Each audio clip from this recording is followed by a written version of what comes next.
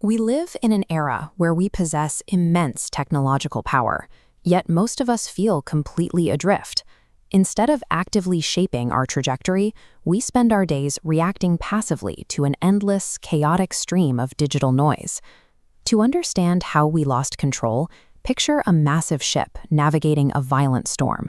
At the highest point, you have the helm, guided by a steady hand and a clear, golden star. This represents human intent. But far below the deck lies a blind, deafening engine room. This represents the raw, mechanical disciplines of mathematics and physics, churning out force without any sense of destination.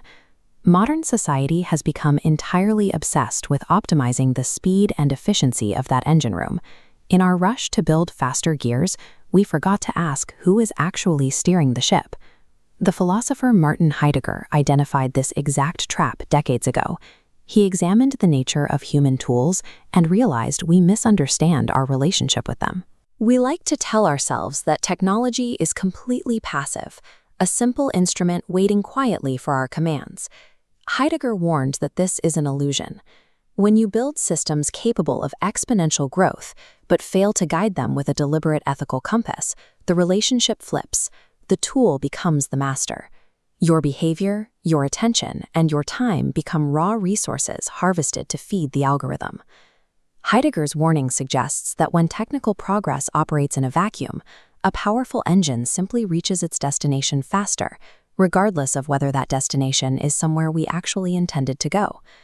To see how this lack of direction plays out in practice, we can look to Hans Jonas and his philosophy of technology. For most of human history, ethical choices had local, immediate impacts.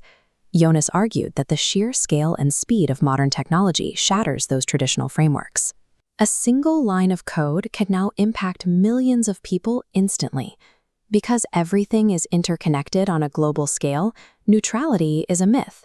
If you choose not to apply an ethical framework to a complex system, you actively endorse the momentum that machine already has. When you detach quantitative modeling and physical execution from a moral compass, the result is destructive efficiency. We get incredibly good at doing the wrong things. Consider a real-world scenario: financial institutions deploying artificial intelligence to determine citizen credit scores. An AI algorithm has no conscience. It is a mathematical engine with one mandate: find patterns in raw data and optimize them. But when we feed this neutral engine historical financial data, it absorbs decades of subjective human prejudice and systemic redlining. The algorithm detects those historical biases, calculates them as mathematical patterns, and scales them up. It outputs those prejudices as objective societal rules, efficiently laundering discrimination through the guise of cold math. The machine performed exactly as instructed. We asked a calculator to solve a moral crisis, and then expressed shock when it prioritized mathematical patterns over people. This outcome represents the logical consequence of missing philosophical guardrails.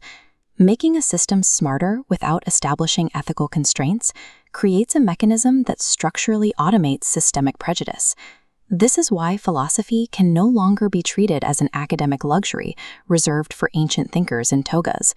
In the modern era, philosophy is the ultimate steering mechanism for technological power. We have to practice what we call the orchestration.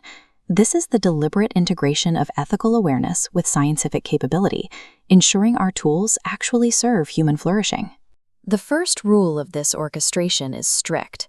Society and its engineers must establish firm ethical boundaries before writing a single line of code or building the machine. True human sovereignty requires treating technology strictly as a lever. It exists to amplify human intent, never to act as an authority that replaces it. You can test this in your own life by conducting a purpose audit. Look at the technology you use daily and ask, is this tool simplifying my life toward my actual goals, or am I just serving the tool? We have to align the mechanical engine of our methods with the philosophical destination of our goals. This is a chart showing the triangle of wisdom framework, illustrating how these disciplines must interact. Philosophy sits at the top, providing direction and intent, which governs the analytical modeling of mathematics and the physical boundaries of physics at the base. By integrating ethical intent, quantitative modeling, and physical constraints, we stop being reactive passengers of the digital age. We take the helm and become conscious, capable architects of our future.